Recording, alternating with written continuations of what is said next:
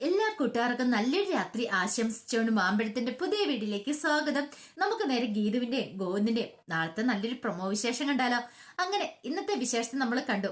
പ്രണയമൊക്കെ തുറന്ന് പറഞ്ഞെങ്കിലും ഒന്നാവാനായിട്ട് ഗീതുവിനും ഗോവിന്ദിനും സാധിച്ചില്ല. അങ്ങനെ എങ്ങനെയെങ്കിലും ഒന്ന് ഒന്നായേ മതിയാവുള്ളൂ.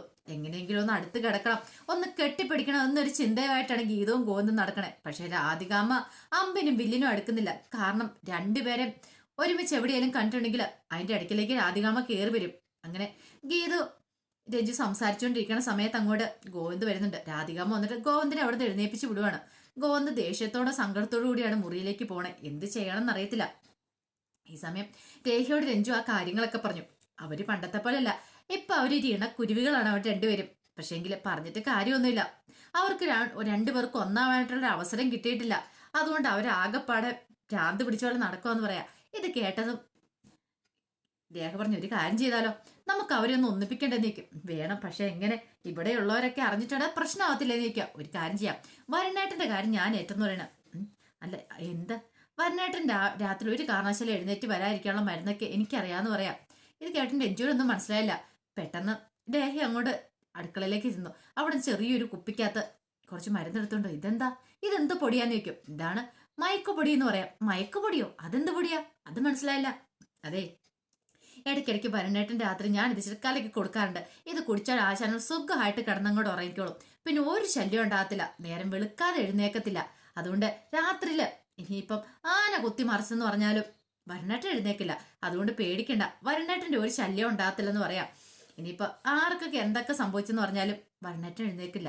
ഇത് കേട്ടൻ രഞ്ജു ഒരു സമാധാനമായി. ഒരാളുടെ കാര്യത്തിൽ തീരുമാനമായി. പക്ഷെ രാധികാമ്മയുടെ കാര്യത്തിൽ എന്ത് ചെയ്യും? അത് വലിയ പ്രശ്നമാണല്ലോ. അതിപ്പോ എന്ത് ചെയ്യാൻ പറ്റും? നമുക്കൊരു കാര്യം ചെയ്യാം, എന്തെങ്കിലും ഒരു പണി പയറ്റി നോക്കിയാലോ. പക്ഷേങ്കിൽ രാധികാമ്മയുടെ അടുത്ത് അങ്ങനെ പണിയൊന്നും പയറ്റി നോക്കി ഏക്കൊന്നും എനിക്ക് തോന്നില്ല. പിന്നെ നോക്കാം. അല്ല, രാധികാമ്മയ്ക്ക് ഇത് കുടിച്ച് പൊടി കലക്കി കൊടുത്താലോ? എങ്ങനെ എങ്ങനെ കലക്കി കൊടുക്കും? ഒന്നെങ്കിൽ പാലിനകത്ത് എന്തിനകത്തേലും വേണം കലക്കി കൊടുക്കാനായിട്ട്. ഇതുമായിട്ട് അങ്ങോട്ട് ചെന്ന് കഴിയുമ്പോൾ രാധികാമ്മയ്ക്ക് സംശയം ഉണ്ടാവും. അതുകൊണ്ട് അത് പറ്റില്ല. ഒരു കാര്യം ചെയ്യാം, രാധികാമ്മ ഉറങ്ങുന്നോടം വരെ നമുക്കിവിടെ വെയിറ്റ് ചെയ്തിരിക്കാന്ന് പറയാം. ഈ സമയം മുറിയിലേക്ക്, പ്രിയയുടെ മുറിയെടുത്ത് ചെന്ന് ഗീതന് ആ പടെ ഭ്രാന്ത് പിടിച്ച അവസ്ഥയായിപ്പോയി. ഗോവിന്ദൻ ഒന്ന് കാണാൻ പറ്റുന്നില്ല, ഒന്ന് സംസാരിക്കാൻ പോലും പറ്റുന്നില്ല. സംസാരിക്കാൻ ചെല്ലുമ്പോഴത്തേനും രാധിക അതിന്റെ ഇടയ്ക്കേക്ക് കയറി വരുമോ. എന്താ ചെയ്യണ്ടേ? സമതല തെറ്റിയ പോലെ അവസ്ഥയിലായിപ്പോയി. ഈ സമയത്ത് ഗോവിന്ദന്റെ അവസ്ഥ ചില്ലറയൊന്നും ആയിരുന്നില്ല. ഗോവിന്ദ് മുറിയിൽ ആകെപ്പാടെ അങ്ങോട്ടും ഇങ്ങോട്ടും നടക്കുക. ഗീതനെ ഒന്ന് കാണാൻ പറ്റിയാൽ മതിയായിരുന്നു. അവളോട് സംസാരിക്കാൻ പോലും പറ്റുന്നില്ല. ഇത്രയും നാള് അടുത്തുണ്ടായിട്ടോ അവളോടൊന്ന് സംസാരിക്കാനോ അല്ലെങ്കിൽ അവളോട് ഒന്ന് കെട്ടിപ്പിടിക്കാൻ പോലും താൻ ശ്രമിച്ചിട്ടില്ല. പക്ഷെങ്കിൽ ഇപ്പോഴോ പരസ്പരം പ്രണയം തുറന്നു പറഞ്ഞ് ഒന്നായി കഴിഞ്ഞപ്പോ ഒന്ന് അടുത്തൊന്ന് ചേർത്ത് നിർത്താൻ പോലും കൊതിയാകുക. പക്ഷെ പറഞ്ഞിട്ട് കാര്യമില്ലല്ലോ. എങ്ങാനും രാധികാമയോ അതായത് പ്രിയമോളെ അറിഞ്ഞിട്ടാണെങ്കിൽ തീർന്നു. പ്രിയ അറിഞ്ഞിട്ടുണ്ടെങ്കിൽ ആ നിമിഷം ഈ വീട്ടിൽ നിന്ന് ഇറങ്ങുമെന്നാ പറഞ്ഞിരിക്കുന്നത്. രണ്ടുപേരും രണ്ട് മുറി കിടക്കണമെന്നാ പറഞ്ഞിരിക്കുന്നത്. അവൾക്ക് അറിയത്തില്ലല്ലോ തന്റെയും ഗീതുവിന്റെയും വിഷമം എന്താന്നുള്ള കാര്യം. ഈ സമയം രാധികാമ്മ കാഞ്ചനെ വിളിക്കുകയാണ്. കാഞ്ചനെ വിളിച്ചിട്ട് കുറച്ച് കാര്യങ്ങളൊക്കെ പറഞ്ഞ് ഏൽപ്പിക്കുകയാണ്. മറ്റൊന്നും ആയിരുന്നില്ല, ഗീതുവിന്റെ പ്രിയയുടെ മുറിയുടെ പുറത്ത് പോയി കിടക്കണമെന്ന് പറഞ്ഞു. ഇത് കേട്ട് കഴിഞ്ഞപ്പോ കാഞ്ചന ചോദിച്ചു, അതെന്തിനാ രാധികാമ്മ അങ്ങനെ ചോദിക്കുന്നേ?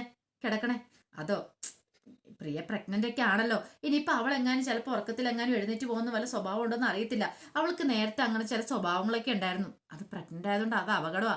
അതുകൊണ്ട് ഒരു കാര്യം ചെയ്യാം, നീ അവരുടെ മുറിയുടെ മുന്നില് പോയി കിടക്കണോന്ന് പറയാ പായിട്ട്. അതെന്തിനാ? അതൊക്കെ വേണം, ഞാൻ പറയുന്ന അങ്ങോട്ട് അനുസരിച്ചാൽ മതി എന്ന് പറയാ. കാഞ്ചന പറഞ്ഞു, അത് പിന്നെ ഞാൻ കൂടുതലൊന്നും പറയണ്ട, പറയുന്ന അങ്ങോട്ട് അനുസരിച്ചാൽ മതി എന്ന് പറയാം. കാരണം ഗീതു അങ്ങാണ്ട് എഴുന്നേറ്റ് പോയിട്ടുണ്ടെങ്കിൽ അത് കാഞ്ചനയ്ക്ക് മനസ്സിലാകണം. അതിന് വേണ്ടിയിട്ടാണ്. കാരണം അങ്ങനെ എണീറ്റ് പോയിട്ടുണ്ടെങ്കിൽ കാഞ്ചനം ഒന്ന് പറയുകയും ചെയ്യൂലോ. ഒരു കാരണവശാലും ഗീതുവും ഗോന്നും തമ്മിൽ കാണരുത്, അവർ തമ്മിൽ ഒന്നാവരുത്. ഗീതുവിന്റെ ഉള്ളിൽ പ്രണയം ഉണ്ടെന്ന് രാധികാമ്മയ്ക്ക് മനസ്സിലായി. അതൊരിക്കലും ഗോന്ത് അറിയാനും പാടില്ല. അതായിരുന്നു രാധികാമ്മയുടെ ഉള്ളിലെ ചിന്ത. ഈ സമയത്ത് രേഖ എന്ത് ചെയ്യുവാണ്? പതിവ് പോലെ തന്നെ വരുണിന് ഒരു ഗ്ലാസ് പാലെടുത്തു. അതിനകത്തേക്ക് ഈ പൊടി കലക്കി കൊണ്ടേ കൊടുക്കുകയാണ്. അങ്ങനെ അത് വരുൺ കുടിച്ചു. വരുൺ കുടിച്ചു കഴിഞ്ഞ് കുറച്ച് കഴിയുമ്പോഴത്തേക്കും വരുൺ കിടന്നങ്ങോട്ട് കൂർക്കം വെച്ച് കിടന്ന് ഉറങ്ങാൻ തുടങ്ങി. ഇനി വരനായിട്ടിന്റെ കാര്യം ഓക്കെ, പക്ഷെ ബാക്കിയുള്ളവരുടെ കാര്യം എന്ത് ചെയ്യും? ഓർത്തിട്ടൊരു സമാധാനം കിട്ടിയില്ല. ഈ സമയം രഞ്ജു ഇങ്ങനെ ആലോചിച്ചോണ്ടിരിക്കുക. രാധികാമ്മ ഒന്ന് കിടന്നുറങ്ങുവാണെങ്കിൽ കുഴപ്പമില്ലായിരുന്നു. പക്ഷെ രാധികാമ്മ കിടന്നുറങ്ങിയില്ല. ഉറങ്ങുവാണെങ്കിൽ ഒരു പക്ഷേങ്കില് ഗീതുവിനെ പോയി വിളിക്കായിരുന്നു. ഇനിയിപ്പം ഗോവിന്ദനും ഗീതുവിനും കൂടെ ഒന്നാവാനാണെങ്കിൽ അവരൊന്നായിക്കോട്ടെ. ഇനിയിപ്പൊ സ്വർഗത്തിലെ കട്ടുറുമ്പാനായിട്ട് തങ്ങളൊന്നും ചെല്ലുന്നില്ല. അങ്ങനെ ഒരു ചിന്തയായിരുന്നു രണ്ടുപേരുടെ ഉള്ളിലുണ്ടായിരുന്നേ. ഈ സമയത്ത് ഗോവിന്ദ് ഒരു തീരുമാനം എടുത്തു. ഇതിങ്ങനെ വിട്ടിട്ട് കാര്യമില്ല, എങ്ങനെ അവളെ കണ്ടേ പറ്റുള്ളൂ. പക്ഷെ എങ്ങനെ പോവും? എങ്ങാനും ഇറങ്ങി ചെല്ലുന്ന വഴിയെ രാധികാമ്മയുടെ കണ്ണിലെങ്ങാനും പെടുന്നെങ്കിൽ രാധികാമ്മ കയ്യോടെ പിടികൂടിയ അതോടുകൂടി മാനം കപ്പൽ കയറിയ തന്നെ. പിന്നെ രാധികാമ്മയുടെ പിന്നെ എന്ത് പറഞ്ഞ് പിടിച്ചിരിക്കൂന്ന് പോലും അറിയത്തില്ല. രണ്ടും കൽപ്പിച്ച് ഗോവിന്ദനും മുറിയിൽ നിന്ന് ഇറങ്ങുവാണ്. ഈ സമയത്ത് ഗീതു എന്ത് ചെയ്യണം, എല്ലാവരും ഉറങ്ങിയെന്ന് കണ്ടു കഴിഞ്ഞപ്പോൾ പതുക്കെ എഴുന്നേറ്റു. പ്രിയ നല്ല ഉറക്കോ. പതുക്കെ എഴുന്നേറ്റ് കതോർന്ന് പുറത്തേക്ക് വന്നപ്പോഴാണ് പെട്ടെന്ന് ആ കാഴ്ച കാണുന്നത്. കാരണം കാഞ്ചന അവിടെ കിടക്കുന്നുണ്ടായിരുന്നു. കാഞ്ചനയുടെ കൈകിട്ട് അറിയാതെ ഒരു തട്ട് കൊടുത്തു. കാഞ്ചന ഞെട്ടിച്ചാടി എഴുന്നേക്കുക. എന്താന്ന് ചോദിച്ചോണ്ട് ഇത് കേട്ടൻ ഗീത ചോദിച്ചു, അല്ല കാഞ്ചനയ്ക്ക് എതിരെ ഇവിടെ വന്ന് കിടക്കണേ? കാഞ്ചനയ്ക്ക് മുറിയില്ലേ? അവിടെ പോയി കിടന്നാ എന്താ കുഴപ്പം നിൽക്കും? അതെ, മുറി പോയി കിടക്കണ്ട, ഇവിടെ കിടന്നാ മതിയെന്നേ എന്നോട് രാധിക മാമിയെ പറഞ്ഞെന്ന് പറയാം. അമ്മ എന്തിനാ അങ്ങനെ പറഞ്ഞേ?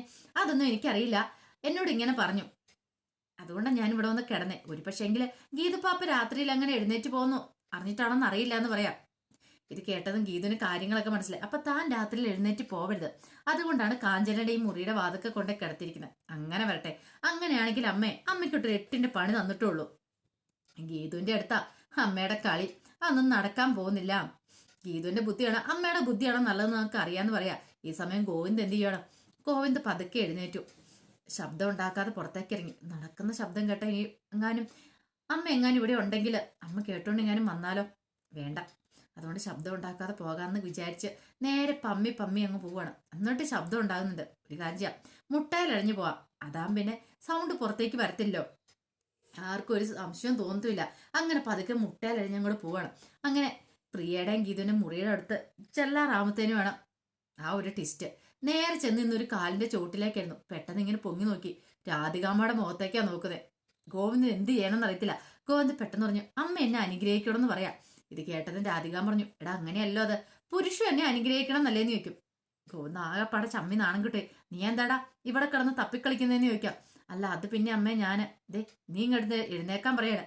ഗോവിന്ദ് എഴുന്നേറ്റു. സത്യം പറ, നീ ഇവിടെ എന്തെടുക്കുമായിരുന്നു ചോദിക്കുക. അല്ലമ്മേ ഞാൻ പിന്നെ അത് അങ്ങോട്ടെ, അതിന് എങ്ങോട്ട്? നീ എന്തിനാ ഈ മുറിക്കകത്തൂടെ ഇങ്ങനെ ഈ മുട്ടയിലഴിഞ്ഞ് നടക്കണേന്ന് ചോദിക്കാം. അല്ല അമ്മ അത് എനിക്ക് മനസ്സിലായി, കൂടുതൽ നീ ഇവിടെ കിടന്നേ ബബ്ബ അടിക്കാതെ കയറി പോകാന്നാക്കാൻ പറയണം. പെട്ടെന്ന് പോകുന്നു പറഞ്ഞു, അമ്മേ ഞാൻ എടാ നിന്നോട് പോകാനല്ലേ പറഞ്ഞേ? ഞാൻ വൈകുന്നേരം മുതലേ ശ്രദ്ധിക്കുന്നുണ്ട് എന്ന് പറയണം. ഗോവിന്ദന് എന്ത് ചെയ്യണമെന്ന് അറിയത്തില്ല. സേഫം ഈ അമ്മയ്ക്കൊന്നും ഉറക്കോ ഇല്ലേ? നിനക്ക് വല്ല ഉറക്കുകളെയും കളക്കി കൊടുത്താലോ, മനുഷ്യനെ സമാധാനം കളയാനായിട്ട്. ഈ സമയത്ത് ഗീതു ഇതിനെ ഓർത്തെ, ഇങ്ങനെ പോയിട്ടുണ്ടെങ്കിൽ അധികം വൈകാൻ തന്നെ രാധികാമ്മേനെ മിക്കവാറും താൻ തീർക്കുമെന്ന് തോന്നേ. കാര്യത്തിന് തീരുമാനമാക്കുമെന്ന് തോന്നേ. മനുഷ്യ ഒരു സമാധാനം സ്വസ്ഥതയും ഒന്നും തരുന്നില്ല. എന്ത് ചെയ്യണമെന്ന് അറിയില്ലാത്തൊരവസ്ഥയിലായിരുന്നു ഗീതു. ഈ സമയത്ത് അവർണിക ഒരു തീരുമാനം എടുത്തു. കിഷോറിന്റെ കാര്യത്തിൽ ഇങ്ങനെ പോയിട്ട് കാര്യമില്ല. എത്രയും പെട്ടെന്ന് എന്തെങ്കിലും ഒരു തീരുമാനങ്ങളൊക്കെ എടുക്കണം. കാരണം അവൻ ചതിച്ച് കൈക്കലാക്കി വെച്ച സ്വത്തും കാര്യങ്ങളെല്ലാം വാങ്ങിച്ചിട്ട് വേണം അവൻ ഈ വീട്ടിൽ നിന്ന് പടിയിറക്കാനായിട്ട്. അപ്പം അജാസിക്കാനെ കൊണ്ട് എന്തെങ്കിലും കാര്യം സാധിക്കുമെന്ന് വിചാരിച്ചിട്ട് ഒന്നും നടന്നിട്ടില്ല. അജാസിക്ക വിചാരിച്ചാൽ മാത്രമേ ഇനിയിപ്പം ഒരു പക്ഷേങ്കിലും ഒരു പരിധിവരെ തന്നെ രക്ഷിക്കാൻ പറ്റുള്ളൂ. ഗീതു ഫുൾ സപ്പോർട്ട് ആയതുള്ളതുകൊണ്ട് പിന്നെ കുഴപ്പമൊന്നുമില്ല. അജാസിക്കനെ പേടിയുള്ളതുകൊണ്ട് മാത്രമാണ് ഇപ്പൊ കിഷോർ തന്റെ ഇടയിൽ വന്ന് അധികം ഒന്നും അഭ്യാസം കാണിക്കാത്തെന്ന് നന്നായിട്ട് അവർണയ്ക്ക് അറിയാം. കാരണം അജാസിക്കാനെ നല്ല പേടിയുണ്ട്. ആ കൈക്കടുത്ത് ഒന്ന് അറിഞ്ഞു വേണം. ഒരു പ്രാവശ്യം എടുത്തിട്ട് നന്നായിട്ട് പെരുമാറി വിട്ടതാ കിഷോറിനെ. അപ്പൊ അതുകൊണ്ട് കിഷോറിന് നല്ല പേടിയുണ്ട്. ഇനിയിപ്പം അജാസിക്കനെ കൊണ്ട് എന്തേലും സാധിക്കുള്ളൂ. ഒരു കാര്യം ചെയ്യാം, അജാസിക്കനെ വിളിച്ച് ഈ കാര്യങ്ങളൊക്കെ സംസാരിച്ചാലോ? ഒരു പക്ഷേങ്കില് അവനെ ഭീഷണിപ്പെടുത്തിയിട്ടുണ്ടെങ്കിൽ അവന്റെ കയ്യിലിരിക്കുന്ന ആ രേഖകളൊക്കെ കിട്ടിയാലോ? പക്ഷെ അങ്ങനെ വരാൻ വഴിയില്ല. അവൻ എത്ര ചതം ഉണ്ടാലും ഒരു നാണമില്ലാത്തവനാ. പിന്നെ എന്താ ചെയ്യണമെന്ന് ഓർത്ത് അവർണയ്ക്ക് ഇങ്ങനെ തലപോഞ്ഞ് ആലോചിക്കുക. അപ്പോഴാണ് അവർണയുടെ മനസ്സിലേക്ക് പെട്ടെന്നൊരു ഐഡിയ വന്നേ. ശരി, അന്നെങ്കിൽ ആ ഐഡിയ ഒന്ന് പ്രയോഗിച്ച് നോക്കാന്ന് ഓർത്ത് അവർണയെ അങ്ങോട്ട് എഴുന്നേറ്റ് പോവാം. അപ്പൊ അതിന്റെ വിശേഷങ്ങളൊക്കെ ആയിരിക്കും നാളെ കാണാൻ പോകുന്നത്. ആ വിശേഷങ്ങളൊക്കെ നമുക്ക് എല്ലാവർക്കും കാത്തിരിക്കാട്ടോ. ഇനിയിപ്പോ ഗീതുവിന്റെയും ഗോവിന്ദന്റെ ആദ്യരാത്രി കഴിയുവോ അതോ രാധികാമ്മ അതൊക്കെ കുളവാക്കുമെന്ന് നാളത്തെ ഫുൾ വിശേഷം വന്നു പറയാട്ടോ. ആ വിശേഷങ്ങൾക്കായി നമുക്ക് എല്ലാവർക്കും കാത്തിരിക്കാം. ഒരിക്കൽ കൂടി എല്ലാവർക്കും നല്ലൊരു രാത്രി ആശംസിച്ചു നിർത്തുന്നു. നന്ദി.